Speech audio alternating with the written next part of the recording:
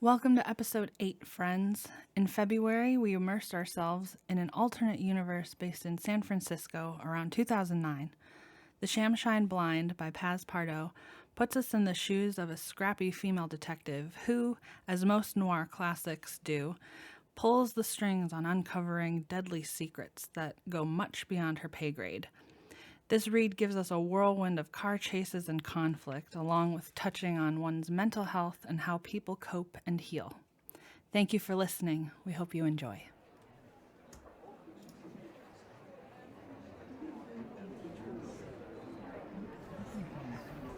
All right, welcome in, folks. Welcome to the Mess Hall Hangout. This is our monthly book club meeting where we discuss a book that's chosen by the community. I've got a new intro scene here loaded in, so I'm showing you what book we're reading. This book was chosen by the wonderful, amazing Aaron Schmidt. He's awesome, and I'm just going to jump us right over to the scene. So, get everybody do intros real quick as we usually do. You should know the usual cast of characters by now, but hi, I'm Gendred. This is my stream home, but this is also where we do this book club, and I love having it here. So next up is Squandy, also known as Aaron Schmidt. Give us a wave, Squandy. Hello, this is Squandy. I am a book reader and friend of Jen. Thank you for having me. Thank you for being here. Kiki? I am Kiki, and also a friend of Gendred's, and I also am an avid book reader. And Copycat. And Copycat. What? And Annie, I read Master a large of Ceremonies. variety of books there. Lover of sushi, So- Harry Potter, and all the Yeah, things. sushi, Harry Potter. Okay. Annie, you have the floor. I have the floor. Hi, I'm Anne.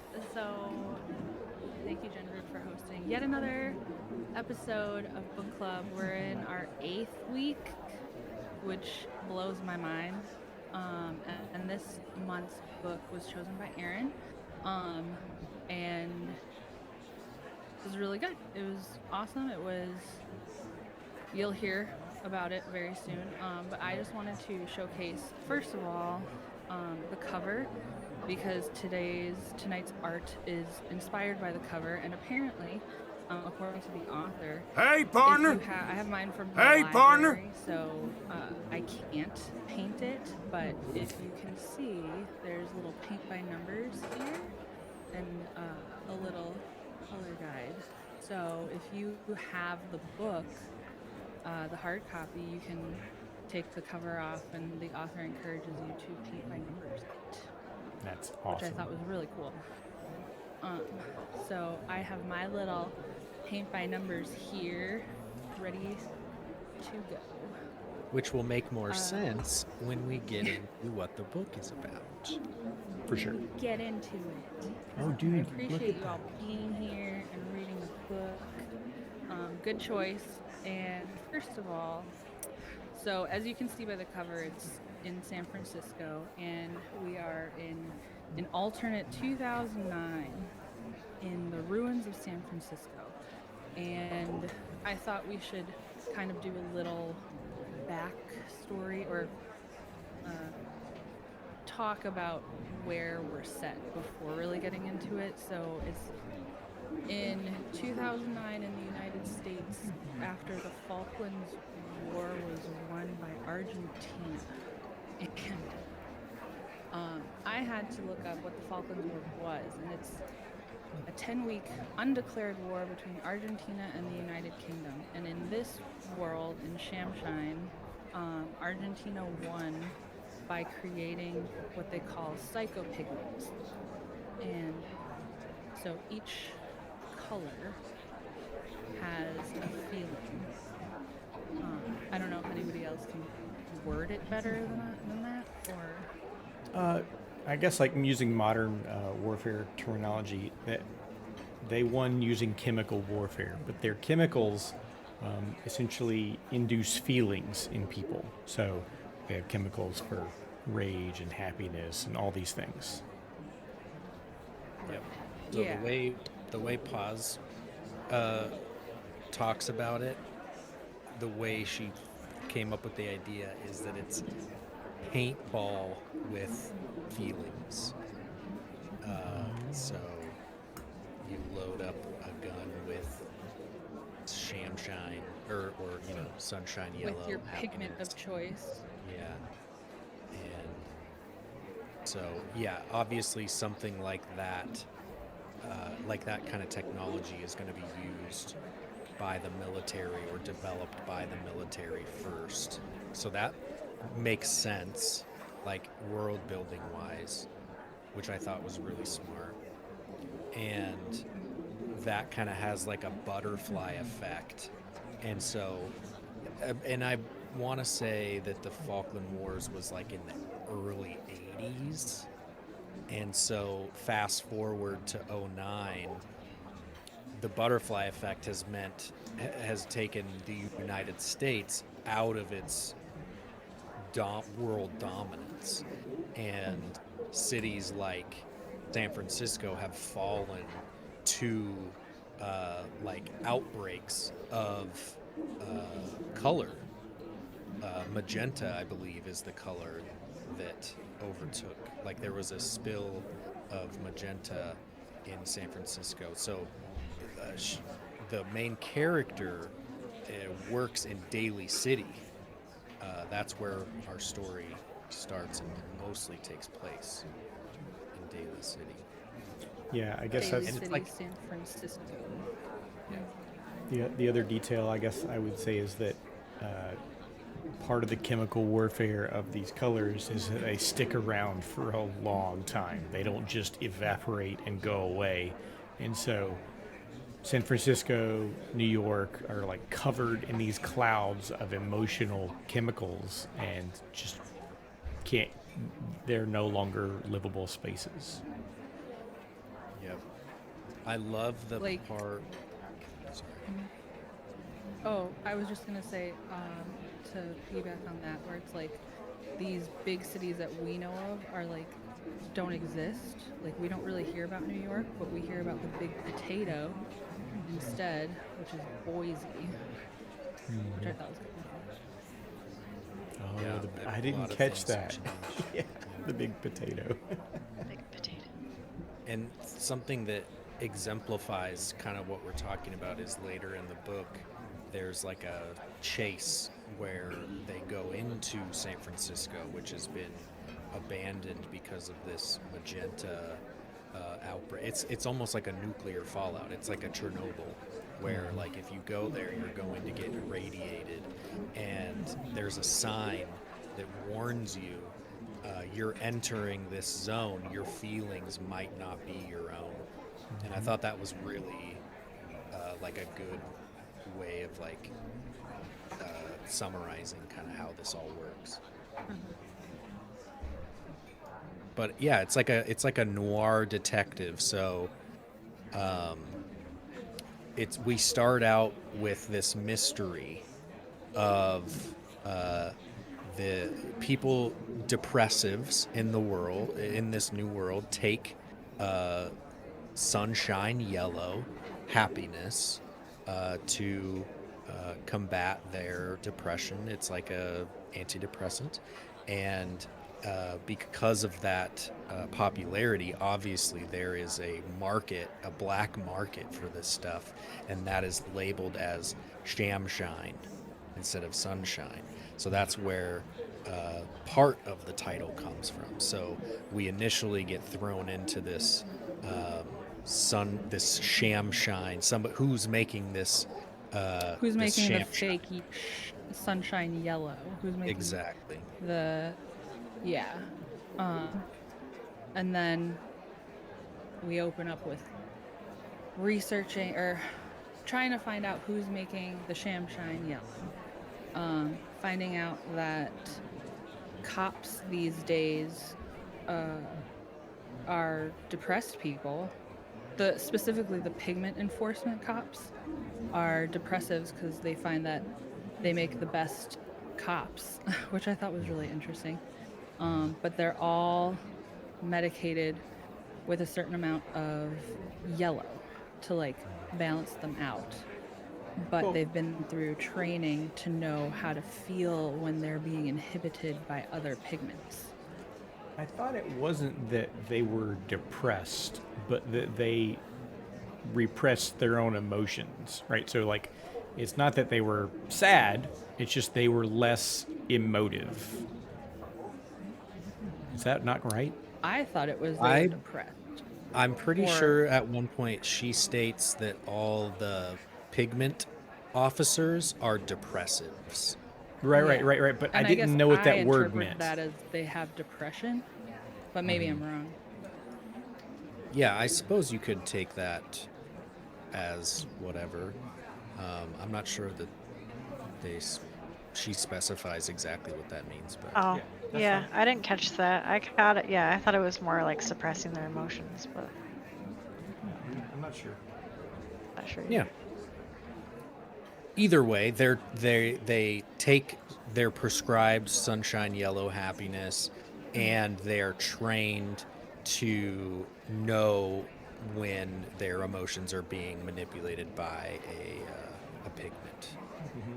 Yeah, like when there's a car chase, and she goes through the magenta, and she's like, I know my feelings aren't my own, and I know like this is the magenta.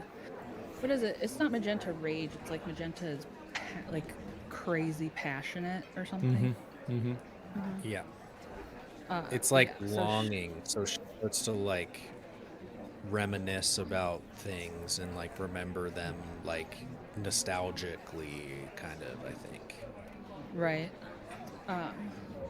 So we open up, and it's cool. It's a noir theme, opening up on like the ruins of San Francisco, which is really cool. The way that they described her drive to Pimsley's shop, and then their description of Pimsley's shop, I thought was really cool. And then I thought it was interesting too that it's a female as our lead instead of your typical male noir smoking detective. So I thought that was really neat. So she initially is sent out to look into the fake sunshine yellow, but then ends up getting called on another case because somebody has just committed suicide, and it's for a major corporation that produces pigment pharmaceuticals. Right. I want to say one thing right there. Like right off the bat, you know, they fill you with all this like nostalgia, and they talk about Pimsley's shop, and he picked the location that he did because of like the nostalgic air of it. And she even goes on to describe how he could, you know, he does really well. He could have a much nicer location, and he's like, no, like this location's good because like I feel like, you know, all my customers feel like I'm their secret, you know, so like this is more out of the way, makes me a better shop for them. And I just thought that was really interesting, an interesting take on it. Also, And then Yeah. we also find out that he's not just an antiques dealer. Pimsley is a really good character. I really enjoyed having him around. And he and Curtida, our main character, is Kay Curtida, and they have this banter and back and forth that's really nice. And I guess coffee is rare. it seems like instant coffee is common, but like old-fashioned Yeah. style of like making coffee from coffee grounds is not common. I was gonna Yeah, say yeah. that this episode is sponsored by Nescafe. It is not, but if they want to send us some money, sure. We'll accept She it. makes like 90 cups of Nescafe throughout the book. Like I feel like every other chapter she's like, and then I poured my cup of Nescafe. She's always pouring the cup, but I'm like, does she ever drink it? Right. She might be like me, where like if once it gets cold, you don't want to drink it anymore, so you go make a new one. Yeah, fair.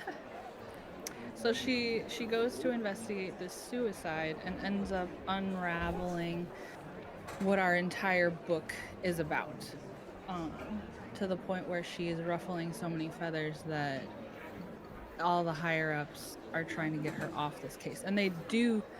Technically, I guess they do take her off the case, but in typical noir detective fashion, she doesn't take no for an answer. Yeah, there was one thing also about her specifically that sort of rubbed me the wrong way in the beginning. It's like she's like 3 months from retirement. It's like they really. Oh yeah, she's that, like that was super 39. cliche to put in there. Yes. Yeah. Yes, I agree. I agree. She's But also like 39. I get it at the same I get it, but like it's a little Forced. too cliche, but Yeah. you know what? What are you I'll gonna let do? it pass. It's fine. Yeah. Uh-huh. Well, like a lot of people, if they like their job, they don't want to stop, and it's hard for them to quit. So she took That- advantage. She definitely doesn't seem like she wants to retire. It's like she's like Yeah, exactly. dreading it more than She loves hey, it. I'm retiring, guys. She's definitely like Exactly. she feels like she hasn't made that big break. Right. That's exactly. what she's searching for, and she thought in her mind the Shamshine case was going to be her big break. Then they took her off that case, and then she thought this next one with the pharmaceutical company was going to be her other big break. And then they took her off that one. So she gets assigned to the suicide case, and in investigating the case, she finds out like maybe a new pigment, right? Or is it as Well- she's researching, she's finding out these people were heavily drugged by pigments? Right. So there's the CEO of this company that's the cousin of her partner Tommy, the chick, and they have like an exchange, and so like that's also worth mentioning, I think. But like, I believe it's that Kay sends something to her friend at the office, and he is like, there's some sort of new pigment in this and that I don't recognize, and that kind of sends her down this like, oh, there's somebody's developing this new type of pigment, Yeah. Yeah, it's but they don't know why or what. Yeah. so she shows up to the suicide spot. Obviously in this case, like suicides aren't uncommon, unfortunately, and so she's like actually sort of like having this terse conversation with a guy she kept calling Shiny Elbows at the location, and essentially he lets on that, oh yeah, well, we got 2 more crazies upstairs, and she's like, oh, okay, well, if there's multiple, it's very likely pigment related. Okay, show me to them. And it seems like these people have been dosed pretty heavily with some pigments, and it's like, but none of it makes any sense. An example being, Why would they be dosed with so many pigments? so most people Who's doing it? like who take it's this the pigment in question in this particular suicide is like generates fear. It's like and so a lot of people, she says, a lot of people take it because they think that they like being afraid, and she's like, that's really not true. But they took it in a different form. They took it in a gel cap, which is just not normal at all because it's not going to wear off as quickly as it should. And so things just aren't making sense. And so that leads her to be like, something's wrong. And so she sends samples to her friend Doug, who's like an expert on this subject, and who actually was in town for the Shamsang case because he brought down the details for it. And he starts putting it together. He's like taking apart the pigments that these people were exposed to, and he's like, it's not reading right. It's not coming through right. Something's wrong here. Like definitely, and this is his job. His job is to detect Hey, what mister. pigments people have been hit Hey, with mister. and figure it out. Hey, casual, Yeah, welcome like in. he's the R&D guy from the Big Potato, coming to help. Is that his the same friend guy that's from her school. ex? Yes, Yeah, Doug. Yes. Yeah. Okay. They're kind of exes. She like thinks about him and like wishes that they got together and stayed They together. Yeah. both think about each other. Yeah. Yeah. I kind of It's a liked that real dynamic. I do will too. they, won't they? It was kind of a realistic, like, it could have worked out in another time and place, but it just never did. And we Here we think are. about each other, and we work together, and but the end was kind of nice, because yeah, but He experimented too much with pigment, Oh, you know, yeah. and was He and was like, wanting, and like, to take ladies. and yeah, hits exactly. of magenta. He hits the 'cause magenta, magenta's- and but he, not, as like, he said, it hardcore, turns just him enough. into like pretty like dopey. He's like very much. He feels like he stared at one girl's earlobe for an hour, thinking of like stupid words It or was something the like most that. perfect Yeah. thing. Yeah, His yeah. So magenta triggers In there, brother.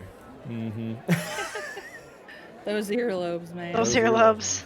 and like magenta is a big topic throughout the whole thing because of the big magenta attack in San Francisco, which like caused so many problems.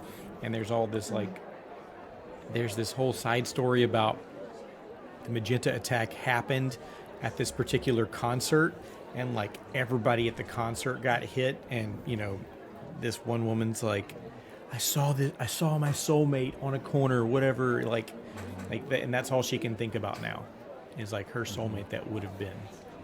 Well, obsession can become so dangerous too. Magenta, with the amount of magenta that they pumped in at that concert, it was getting to be like you're so obsessed that you literally tear the person apart. They did. The band got Yeah, murdered by the the band crowd. got completely massacred. It totally reminded me of the Rick and Morty episode where Morty wants Rick to make when they sphere- create the when they create the Cronenbergs. what are they called? Yep, the Cronenbergs. Everybody, the whole town falls Yep. in love with Morty. Yep. Yeah. But so in the interview that I watched with Paz, she says that it wasn't just magenta that overtook San Francisco. That it at different times, it was multiple different pigments that had outbroken by different groups, and it was just that those hippies at that concert with magenta, that was just the biggest last one. So there's many different emotions that people feel when they go back to San Francisco, which I thought was interesting. Yeah, like as one of her car chases, she has multiple car chases. But everybody's freaking out because they're like, you went into the zone without any sort of, I don't like the word that they use it. You didn't go out with your has-pig suit. Yeah. And I get it, where it's just like your hazardous pigment suit. Yeah, it doesn't sound right though. But They I'm should like, just your use like has-pig hazmat, suit. but I don't know why. Yeah. So every time I read that, I Has-pig. Has-pig. But she finds herself in many situations where she's not in her has-pig gear and runs the gamut of emotions. But she seems to be able to control a majority of them. But I know she also says that she is weakest towards the gray ennui, which just, I didn't really know what ennui was, but it just like numbs you when you get hit with the slate gray,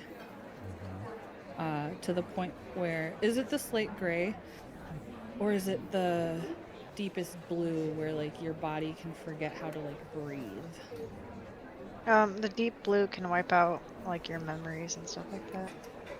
And your like memories for normal bodily function. Yeah, so like your like your body can forget to like pump blood through its veins and stuff like crazy Yeah. stuff like that. Okay, so that's the deepest blue. Yeah, but that's the the deepest gray blue. ennui makes you like, I don't know, like lethargic. You don't do anything. And so the cops use slate gray to subdue, but the bad guys use deepest blue in their weapons because they want to kill everyone. She does get slate gray car bombed though, Yeah. that was a cool scene too.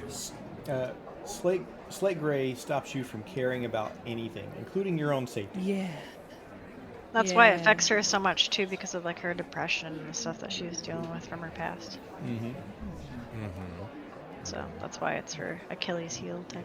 I thought that was all. My biggest problem with the book was this course of events with getting the. Okay, so in the morning, she gets car bomb, slate gray on weed, which just like totally fucks her up, right? She gets sent home. She goes home. She showers, but she's got the dinner ball that night. Yep. So she gets dolled up to go to the ball. And then at the ball, she gets the call to go to there's the Shamshine is go to San Francisco. Yeah. And so she drives to San Francisco and goes through this car chase, and then she catches the criminals, and then she takes the criminals back to the place, and she interrogates them, and then she goes back to the ball and finishes the ball, and then goes home. And I'm like, that all happened in one night. That's a lot, yeah. have a hard time believing that happened in one day. I feel like it would be okay if, like, you didn't go back to the dining, like the ball at the end of that, and just like, oh, it's over now, and it's like the early morning of the next day or something like that. But like to make it seem like that all happened where that party was still going on is like a little unbelievable. That part kind of bugged me a little. Yeah. There are a few parts in the book where I was like, this can't be in the span of like 6 hours, is it? He time moves slow. The It's pacing crazy. is a little wild. It's almost like a Die Hard movie. Yeah. Yeah. Yeah, I agree. So then we also find this connection. So she has her partner Tommy, who she's like still training, I guess. Tommy the Cadet. Tommy the cadet, who is, I don't know, I thought he was annoying at first, but then I kind of liked him at the end. But so she has Tommy in tow for a lot of it. And then we find out that one of the head scientists that was helping create pigment for the psycho-pigment company that the person committed suicide at, Tommy is related to their main suspect, who, of course, during her interview, flees, which makes her even more suspicious. Priscilla Kim, Yeah. in her high heels and red lipstick. So she's a constant theme throughout the book. And we find out eventually that she has, well, I guess first of all, they haven't created a pigment for every emotion yet.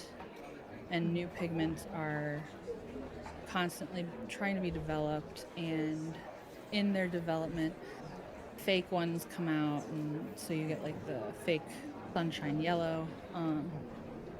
But then, so Priscilla Kim is a scientist, and she has published books that in the community aren't being taken seriously.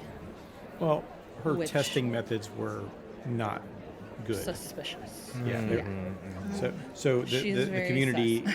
like totally disregards her because she's done some not so good things. They're like, we can't trust your results because your testing doesn't make sense.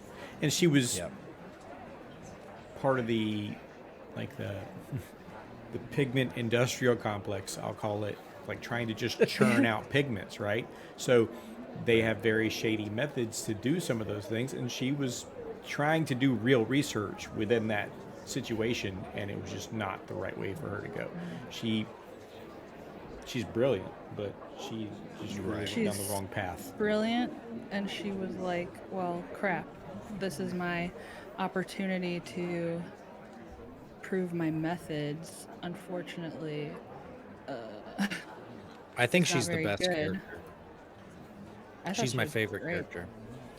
She has this like fatal flaw of wanting approval and being a legitimate genius, but not getting seen, and so then being pushed to these means that are unacceptable and like beyond the law, and then her ultimate downfall, and teaming up with people, with the bad guys, and yeah, just the way her whole arc started and ended, and her backstory and stuff was like absolutely my favorite part. So like when we finally find the connection of like who's the link between all of these people tying all of these stories together, I thought it was going to be Tommy because of his connection to Priscilla, since they were cousins and they were really close. So I was like, as soon as the book got to that part, I was like, it's Tommy. Fuck, like Tommy. In my mind, it's like, the person you least suspect has this other completely like 180 side to them, and he's like Tommy isn't as aloof or as naive as we think he is, and he's really like pure evil. But See, turns out I was wrong. Thank God. yeah. See, I was more in line with Kay's assessment of Tommy, that he was just like this doofus. he's really, Yeah. and he really sort of like, there is he does have secrets, as we find out later on, but like he really, he got into pigment enforcement because one of his aunts got killed by Shamshine Blind or something, like Shamshine. Like, so that's why he's there. He wants to be, like actually solving these crimes. So, but He's got Priscilla a sort of like cast passion. doubt He on has all a that. drive. Yeah. There's a character we need to introduce in order for the ending to hit. The administrator, or the little, what's his The name? the The mole? no, the one that's trying to get all the followers. Oh, The Ananda Shaji. yeah, like the reason So, that yeah. you know So, how does she get introduced? Just there's like she's at the ball. she has, just like peppered in yeah. everywhere. I Like, mean, she's on the TV in the very beginning. She's on the TV and she's just mentioned, and then she's at the ball, and it's just like a little. Oh, she's like making these new places for people to come and worship or whatever. Yeah, because she's like the head of our toxic positivity movement. And Kay actually reads her she's- biography through part of the book. So what's Ananda Ashaji is our like wellness guru. Thank you, Who is Guru. actually, she's actually what, like a white Norwegian lady, right? Who went over to India and was reborn as Ananda Shaji, and she is she's a guru, head of this cult. The Pinkies is what they're called, and Kurtida, our detective, actually has a neighbor who's super into it, who she tries to avoid at all costs whenever she's at her apartment. So Ananda has found her way into people's lives with her positive guru cult. So she has like numerous chapels. I don't know. Yeah, like centers or like Yeah. yeah. I started She thinking has of numerous centers around town. the Tom Cruise cult, whatever that is. yeah, Scientology. Yeah. yeah. The centers. So they definitely like piece her and put her into these spots, which at the end we find out why. But it makes sense. But as usual, Kurtita is skeptical. Because so Ashaji has this theory called the hope depletion. And from what if anybody else really understood what happens, because like it's this like thing where you can like forecast the hope depletion in the air, and they're like, oh, the levels of hope are so low today, that's why I'm feeling down. But I thought in the beginning Kurtita was like, I don't believe in that. But then throughout the book she keeps mentioning it. She's like, hope levels today are at an all-time low. So I never really like quite understood the hope depletion aspect of it. So I took it to be that like, and there was no clear cause mentioned in the book, but the source of a lot of these like chemicals are from like essentially they bottled up people's actual emotions, but because of all the shit in the world and all the pigment and everything, like finding people that are actually hopeful is really difficult, and like you see that throughout, like that's a common thing she talks about.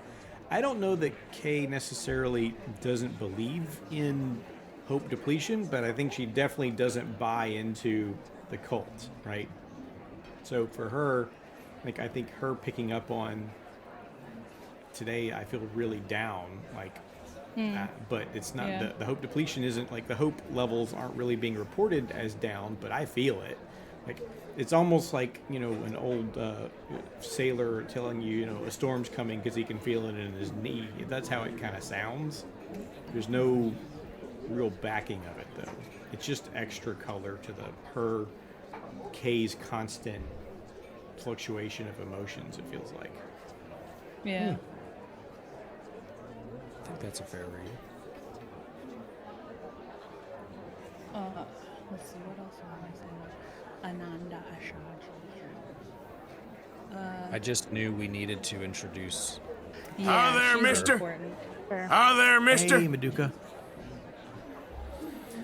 Oh, and I guess it's also a fair thing to mention too. So Kay is from Florida, so she's always she moved from Florida. Her father died in the Falklands War by being hit by deepest blue. We assume that he's dead because he just hasn't returned home yet. So he was in the Navy, got hit by deepest blue. We haven't heard from him again, and for the longest time her mother was very hopeful and positive, and leaned into a lot of Ananda Ashaji's teachings. Until one day it like hit her that her husband was not coming home and is probably I can't do it. dead. I can't do it live. Okay. We'll do it live. No. We'll do it live. Fuck it. No. We'll do it live. Do it live. I'll write it and we'll do it live. I'll write it and we'll do it live. Fucking thing sucks. Fucking thing sucks. Yeah. So Sorry about that. her mom is a subscriber to a point of this positive outlook. Hey, mister. Be okay. Hey, mister. Outlook on life, which is fine because it gets, you know, it helps her cope for Right. a certain amount of time. So as we continue on with our story, Do you guys know who Jay Shetty is? I do. I love Jay Shetty. Okay. I have one of his books too. Did you know? Okay, so by the way, did you know Jay Shetty just got like exposed as being like a total fraud? Yeah. Yeah. Yeah. But also like this Alice the whole Tea. book, I thought of this character lady as Jay Shetty. in my Ananda? head canon. Yeah. She was Jay Shetty in my, because she kind of does the same thing that Jay Shetty does in real life, except for he has a podcast. I'm That's sure if disappointing. this wasn't Alt 2009, Shaji would have her own podcast. Right. Probably. So throughout the book, they use Pimsley, our antiques dealer, as like their go-to guy of where they can find the fake Shamshine and stuff like that. And then he ends up, well, with their connection, obviously, as the story goes on, all of Curtita's connections somehow end up dead. So, in their investigation in a shootout, they are led to an apartment where I think this scene was like meant to deter Curtita and finally maybe like stop her from investigating further. But it only makes her more interested because she ends up finding Pimsley's body. And it's only after the fact that we find out why it hit Tommy so hard, because Pimsley and Tommy were in a relationship together. Or starting to become in a relationship. Well, I mean, I think They were courting. how that broke down is like they were at Pimsley's antique shop and it was like trashed, and Tommy was way more broken up about this than he should have been, right? And so it was like, Yeah.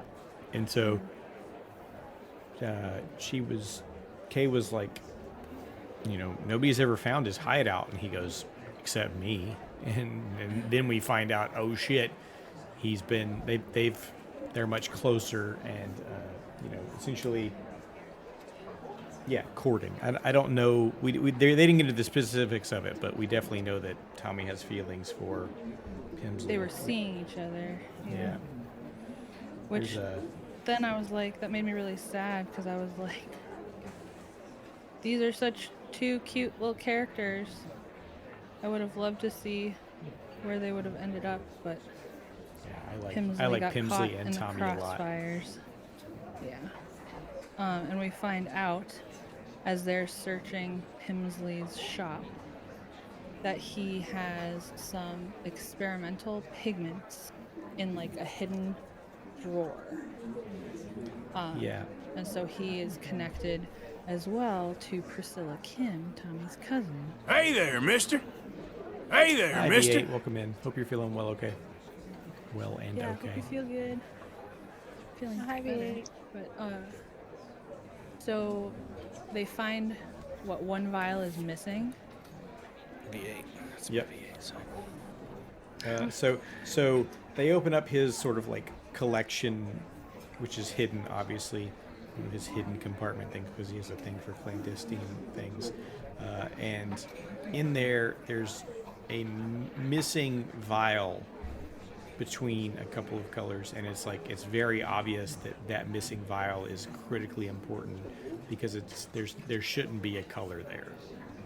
Nothing else is missing in the shop, and it's torn to bits. So we find out it's Tommy who has it, right? No.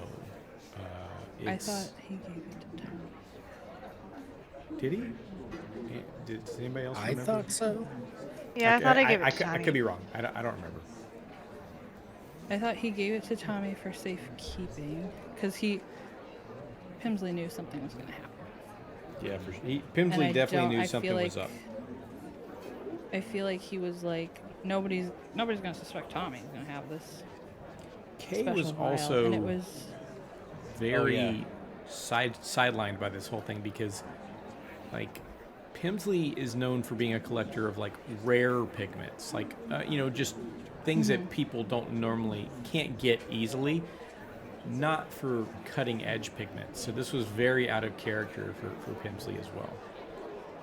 Yeah, and we find out it's positioned between mauve and crap. I forgot what mauve is. Yeah. Mauve Faith. No, Faith is the new one. Mauve. Faith is the new one. So Mauve might be the new one. I can't remember right at this exact. Mauve time. is the new one. And Mauve is Faith.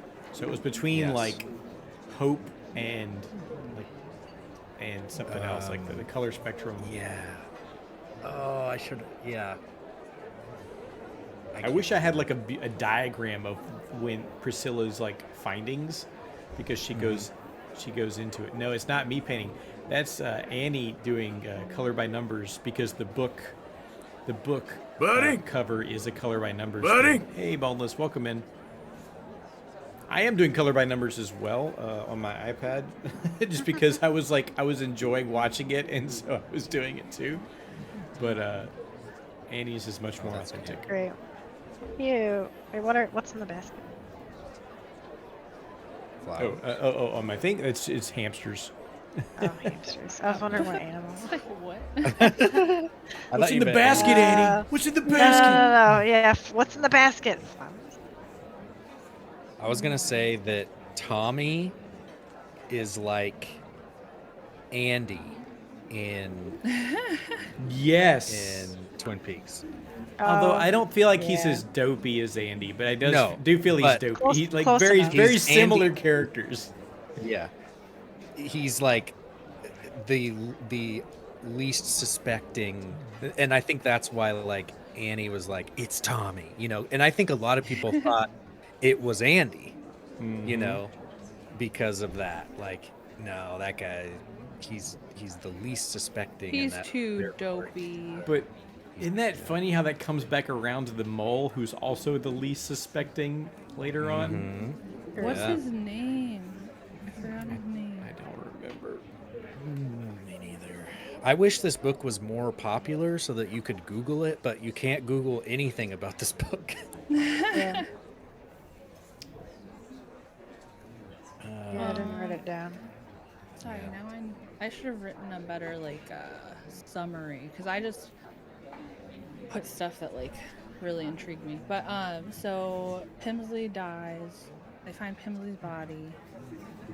Tommy's broken up. Kay's like, what? What is this missing pigment? Who created it? We ended up finding out that Priscilla Kim has been wanted to develop hope, wanted to capture hope, but ended up creating what they have now is like faith instead. And because she worked for the pharmaceutical company, who is also in bed with Ashaji, who is also involved with the politicians, once they find out that Priscilla Kim has manufactured lavender faith or lavender something. I need to take better notes. But so she creates this lavender, silvery, shiny new pigment for like zealot, or like it. The effects. It's like would, devotion. Like, yeah, like it creates undying devotion to someone. And yeah. And so the end game essentially is to use this new lavender faith, lavender hope on people to draw them to Ashaji and essentially make a cult following even more like extreme. Birdie is the mole. His name's Birdie. Birdie, that's right. Did you actually Google it? No, I just brought up the ebook and Opened like the flipped to book. the chapter and knew it was Oh. like Dude, okay. chapter 31.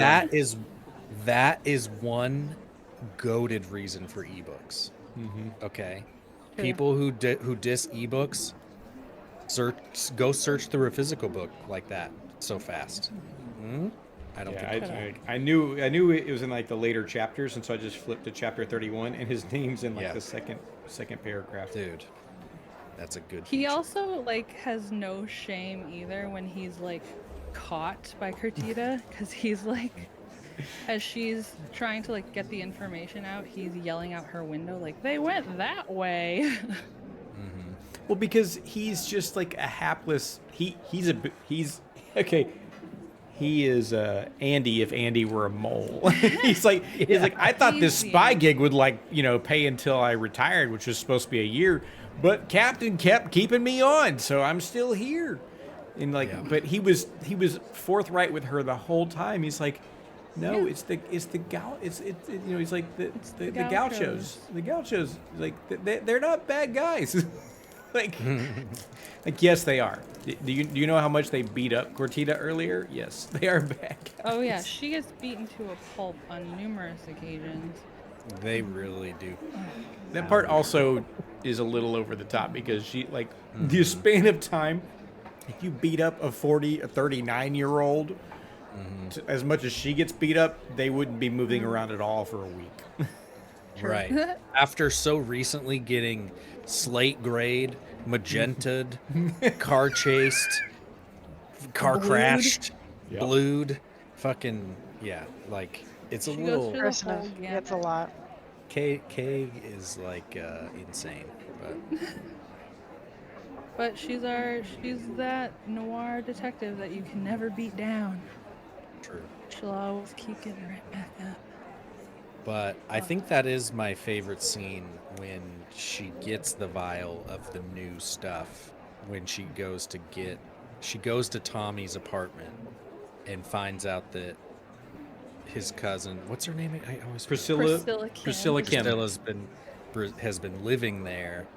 Oh yeah, I And guess it's she fair to kind mention of- that they haven't been home. They don't really live at their home because they keep getting hit with pigments, so they kind of like live at the hospital. So what you're going into is when she goes back to get Tommy's clothes, Yep.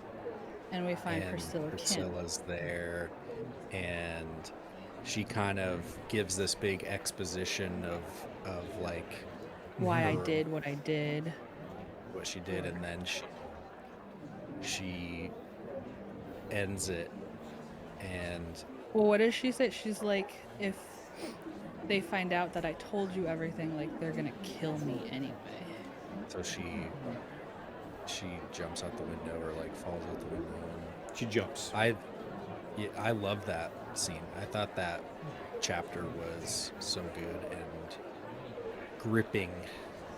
When Loved she it. sets Curtida up with everything she needs, she's like, there's my diary, here's the notes to how I captured this emotion. Make sure you You credit can me have for it. it. Jump. Yeah, make sure you credit me. For it. See you later. Right. I'm going out this window. It's such a good characterization of Priscilla and a final. Yeah, I loved her character. I thought she was, and she's not in it a lot. She's like very in the background, but she also has so much characterization and such an interesting life that you just kind of hear about. And that's why I like her so much. I agree. So she finds the notes, and then our team of misfits decides that they want to try and capture Hope In the wild. in the wild. And normally that's Impossible. getting a group together, for almost like a group think, and they all have to have like the same emotion at the time. So capturing Hope is going to be very hard, but they decide to trick Curtita's mom because her mom has always been all about hope and wanting good things for her daughter and wishing that her daughter was not in the profession that she is and things like that. So Curtita fake marries one of her coworkers. Yeah, who's in always in the hopes news. to capture, yes, who's always in the news. And this is where I was like, they never say, like, they did capture Hope in the Wild, yes. But I wonder if it's not from Curtita's mom and if it was from Curtita and her main squeeze, Doug. That's a very good question. Yeah, that's a very interesting question. I think that's by design. Yeah, I think you're supposed to wonder that because I also did. Who did the hope come from? Because I think to a point her mom was hopeful, like, oh, my daughter is finally getting married, I'm excited, I'm hopeful for her future. But there's always that longing that they bring into the entire book where will Curtita and Doug get together? You can see they clearly like each other. They had a one night stand, which she doesn't remember because she chose not to remember. She gave herself the by blue to taking forget it. The blue. She blued herself into forgetting. So The Doug eternal knows sunshine of the spotless mind or something. of the blued mind. So she doesn't remember this night, but Doug does.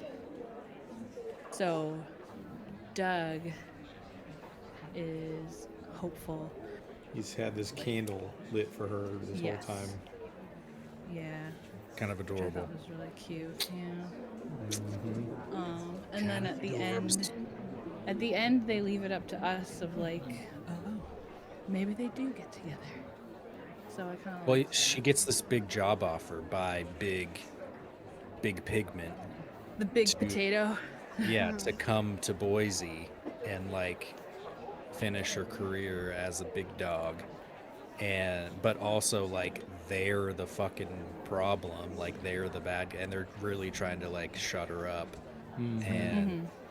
And so the big thing is like, is she gonna take that big promotion? And then also is she gets offered to be the chief at the end. The new chief. Yep.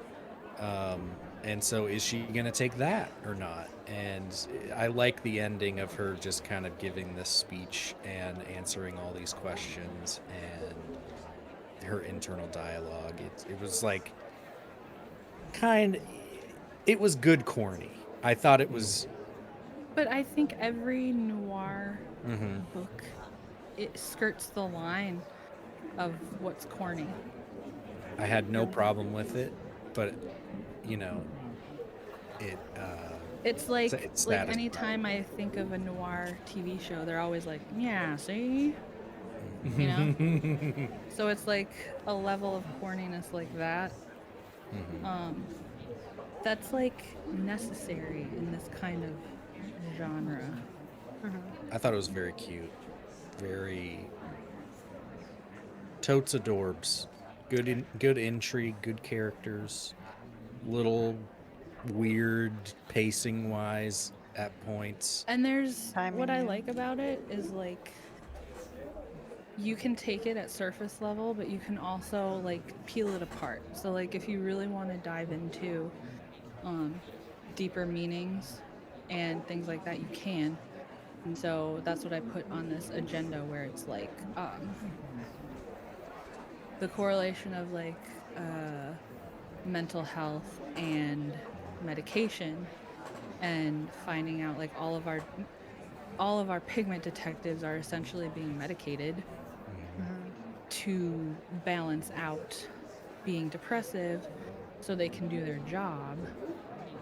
And then you've got Ashaji, who's like pray the pain away, or you know, like toxic positivity, very just faithful. She has faith, and if you have faith, you too will be. And not the George Michael kind, the bad kind. No, the bad kind. So I think it's an interesting book. There was also one thing that I wanted to talk about too, is called so the company that Priscilla Kim worked for creates pigment kits, just like this paint by numbers kit. So it's a kit for processing grief. Or Wow. you can get a kit for processing. There was another one that they have. So our main character, because she's been blasted at all angles by pigments, Phrasing. has issues. Phrasing. So it is recommended to her by the physician that I think it was by the physician, that she takes this grief processing journey. It's either that or she found it in Priscilla Kim's office or something. No, it was recommended. No, it was No. recommended, yeah. She had to go find She out had to go- her, she had- her Getting it dead prescribed mentor is hard. Walter. Yep. Yeah. Her dead mentor Walter, which I think it's also a fair thing to mention that the reason that a pigment detective's lifespan is so short is because they typically commit suicide. So her Yeah, they don't partner usually and live past mentor- middle age, right? 40, yeah. So Yeah. her mentor and partner Walter killed himself, and so she's still kind of grappling with that, along with her father's disappearance. So it's recommended that she goes through this grief processing journey, they call it. And I forgot to write down the steps, but you get your pigments and Vaseline, and you go through, you paint them on your wrist, and then you cover it with Vaseline so so it stays there, so it's concentrated, and you go through the steps of processing grief, which one is red anger, blue sadness. Obviously you end with yellow sunshine, but you go through how to process your grief. And in this grief processing journey, they have one for mother, father,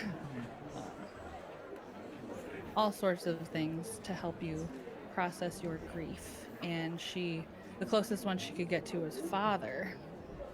And I thought that was a really good chapter where we see her go through the gamut of emotions. Like they do bull's blood rage, where the tape takes you through all the things that your father did to make you angry. All right. So Yeah, I liked that chapter. we always said grief as if it were a noun, but it was a pigment. It was Pigment 101 that mourning was a process instead. You couldn't just paint yourself with a melancholy inductor class color and call it a day. Luckily, Icarus had me covered. Their grief processing journeys promised to let users work through the 5 stages of grief in under 12 hours. Only hitch was you needed a prescription to get one, and no psychiatrist was going to see me on a Sunday. So she uses Walter's contact. It's a good idea. I love the little. It's such an interesting world, and Yeah, it's the very world building is very cool. 5 stages and their corresponding pigments were denial, sunshine yellow, anger, bull's blood rage, bargaining, cerulean guilt, depression, cobalt sadness, and acceptance, golden peace. Golden peace, that's it. I was like, there's something beyond yellow. Golden peace. Acceptance. But I thought they mentioned at the beginning she ran across the grief processing journey and something else.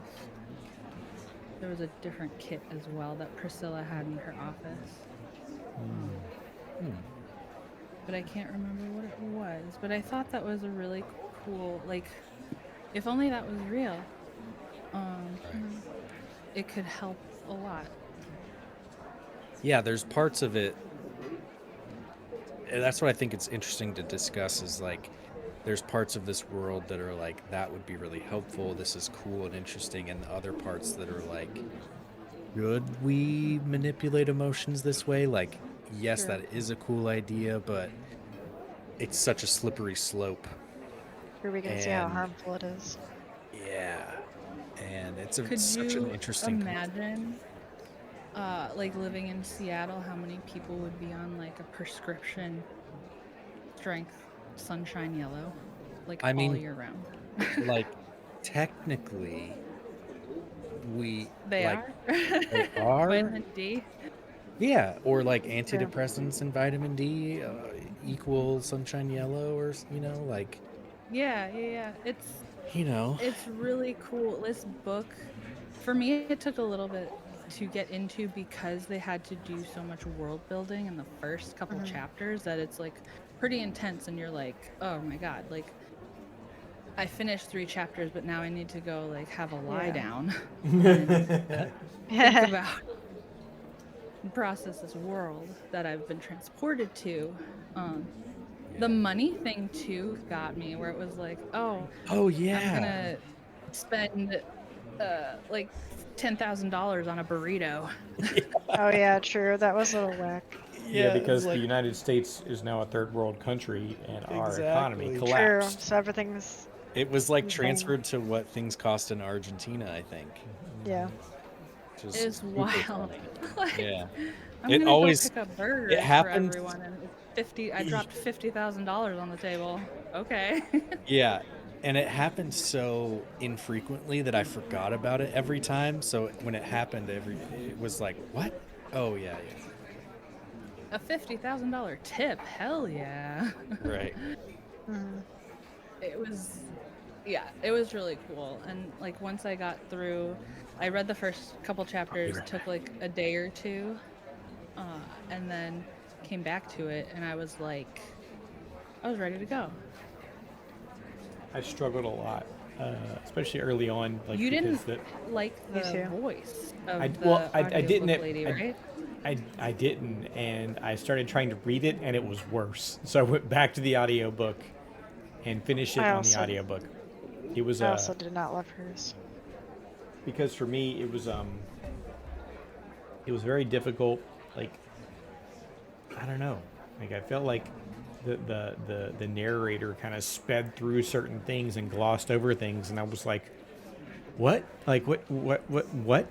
Towards the end of the audiobook, the way that she was reading, I get what you're saying, because I was like, I wouldn't necessarily put the emphasis there, or yeah. So it was a little. I feel like with the types of readers that we were dealing with for a lot of our past books, with how well they did, I think that's kind of why we're like a little picky too. This was the first book in all the episodes so far that I've done audio. I usually just do the Okay. reading. Yeah, fair. I guess for like maybe gendered or people who have been reading them a lot, I feel like with how well some of the other guys did with the other books, yeah, it was not as well read. The pacing of it was very Yeah, harsh, and yeah. I enjoyed the book. Like I had to get through it though. It was a slog at first, but like as much as the pacing of the action sequences like was definitely off-putting in some ways, it kept me engaged at times as well. Fair. In 1 hour, she sped through all of San Francisco, over the bridge to the house, Never would happen in real life. and Makes then sense. back to the ball.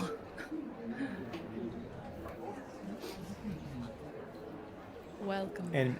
And the charity ball or gala, whatever they called it, the charity event was Yeah. also interesting because it was like when all the characters came together for a moment. Like Sure. the only person who wasn't there was Pimsley, and it's likely because he wasn't alive R.I.P. at that point, right? Did you expect him to die? I definitely I did didn't. not. I thought he was going to be like No. this Didn't know. like character that sort of like when they said he goes into hiding, I thought, oh well, he's gone. Like I thought like gone as in he's off to Aruba or whatever. I didn't think he was Yeah. like dead. that was so sad. I did not like that one yet. But I mean, I did. I think he was probably my favorite character. Yeah, mine too. But overall, slow burn, but pretty good read, good choice. So that's it for April. Next month, what did we decide? Fantasy?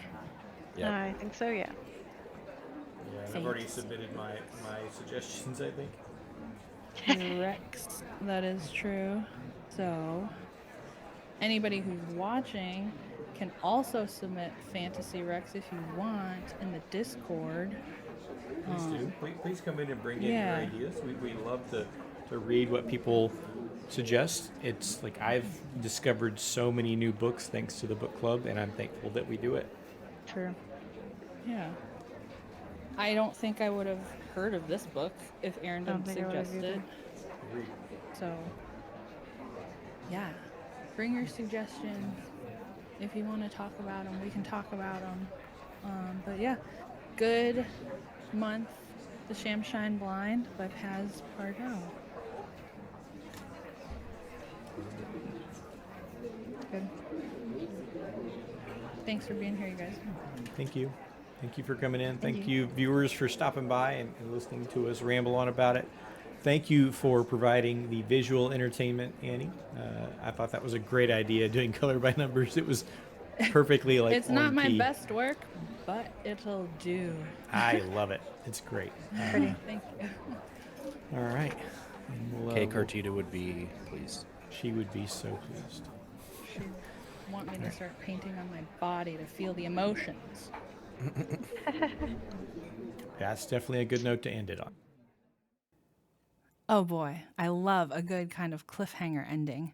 This book is not part of a series, but that leaves it open for us to decide Agent K's next move. I honestly didn't know what to expect with this book, but it's now one of my favorite reads. I'm so captivated by the idea of pigments in this world.